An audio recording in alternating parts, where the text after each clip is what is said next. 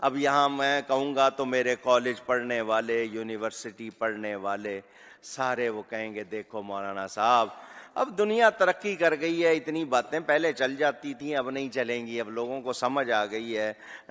اب مسئلہ یہ بن گیا، پہلے سنی دلیل نہیں مانگتا تھا، کہتا ٹھیک ہے، اب سنی بھی کہتا ہو نہیں یہ آپ کیا کہہ رہے ہیں۔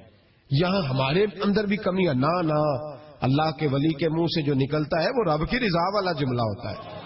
میری اب طبیعت نہیں مانتی، میں بیک ہونے لگا ہوں، میرا نہیں طبیعت مانتی کہ اپنے لوگوں کو دلیلیں دی جائیں۔ ہم تو ماننے والے لوگ ہیں، ہمارے لیے تو بزرگوں کا اشارہ بہت کافی ہونا چاہیے۔ مولانا امجد علی اعظمی صاحب اعلیٰ حضرت کے خلیفہ ہیں، وہ کہتے ہیں کہ دن میں نے تقریر کی، تقریر کے بعد ایک شخص نے مجھ سے حوالہ پوچھا تو میں ساری رات روتا رہا۔ میں نے کہا یا اللہ یہ تیرے بندے کیا سمجھتے ہیں کہ ہم جھوٹ بولیں گے ان سے؟ جو میں بات بیان کر رہا ہوں ممبر پہ بیٹھ کے وہ غلط ہو سکتی ہے؟ فرماتے ایک دفعہ زندگی میں ایسا ہوا تو میں نے رات رو کے گزاری۔ یہ کیا بات ہوئی؟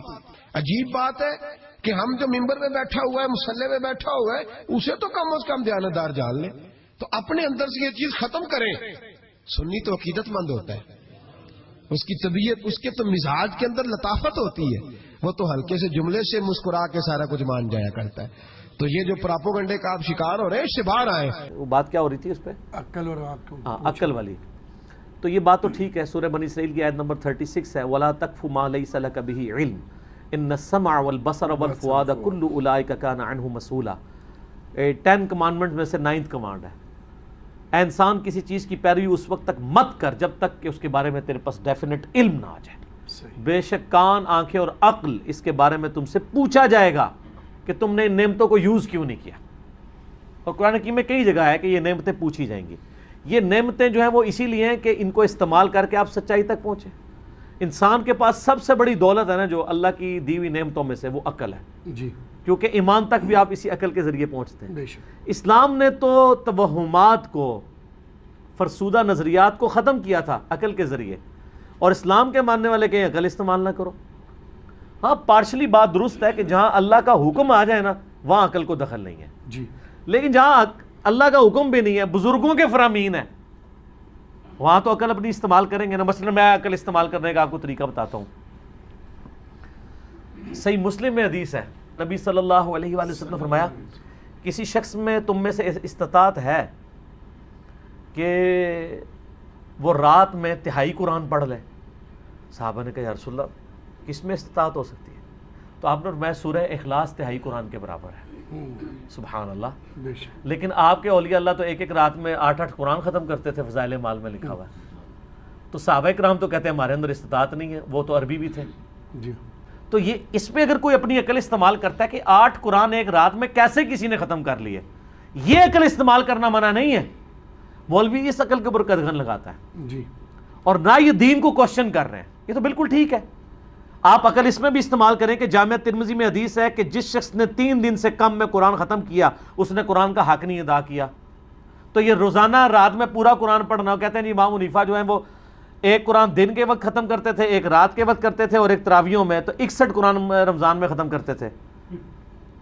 تو امام حنیفہ کو یہ حدیثیں نہیں پتہ تھیں کہ 3 دن میں بھی قرآن آپ نے کم از کم 3 دن میں کرنا ہے، اور یہ ان کو کہہ رہے ہیں جن کو عربی آتی ہے، جن کو عربی نہیں آتی وہ تو 3 دن میں بھی نہ کرے۔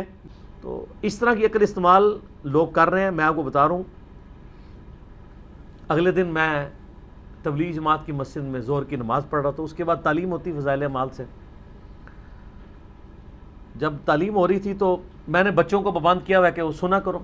ظاہر ہے ہم علمی اختلاف اپنی جگہ ہے، لیکن دین کی خدمت جو کر رہے ہیں محبت کرتے ہیں۔ اب وہ نہ اس فضائل اعمال میں سے یہی پڑھ رہے تھے، ایک بزرگ روزانہ 3 قرآن پڑھتے تھے، دوسرے 8 قرآن پڑھتے تھے، ٹھیک ہے۔ میرا ایک بچہ ماشاءاللہ اس کی عمر آلموسٹ 10.5 سال ہے، دوسرا 9.5 سال کا ہے، وہ بیٹھے ہوئے سن رہے تھے۔ ہم تو ٹگے تھے اس عمر میں، اور ہمارے جو بزرگ تھے وہ بھی اسی طرح ہی تھے۔ ظاہر ہے انہوں نے اتنا تو ان کا انٹلیکچوئل لیول نہیں ہوا کرتا تھا دنیاوی انفارمیشن کی وجہ سے۔ اچھا اب وہ یہ بات جب وہ کر رہا نا تو میں اب دل میں سوچ رہا کہ میرے بچوں نے اگر درس کے بعد مجھے پوچھ لیا کہ یہ کیا کہانیاں کرا رہے تھے تو میں کیا کروں گا۔ اچھا میں بیٹھا ہوتا تو میرے ابا جی نے یہ نہیں سوچنا تھا، اس زمانے میں لوگ اتنے زیادہ عقل نہیں استعمال کیا کرتے تھے، اسی لیے تو تبدیلی نہیں آتی تھی۔ تو تبدیلی تو اب آئی ہوئی ہے۔ وہی ہوا جی، واپسی پہ موٹر بائک پہ ہم بیٹھے تو مجھے میرا بیٹا کہتا ہے کہ بابا جان یہ درس تو بڑا اچھا تھا لیکن یہ 8 قرآن کس طرح کوئی پڑھ سکتا ہے روزانہ؟ قرآن تو اتنا موٹا ہے. اب وہ اس لیے کہہ رہا ہے اس نے قرآن پڑھا ہوا ہے، قرآن پڑھتا ہے، اسے پتہ ہے یار یہ اتنی موٹی کتاب ہے، یہ 8 دفعہ کیسے ایک رات میں ختم ہو سکتی ہے. تو میں نے کہا بیٹا یہ کہانی تھی، کہانی چھوڑ دو، باقی باتیں لے لو. یہ اب آپ کو اپنی ینگ جنریشن کو اس اعتبار سے ایجوکیٹ کرنا پڑے گا. آپ کی ینگ جنریشن آپ سے پوچھے گی کہ یہ کہانیاں کیوں ہیں.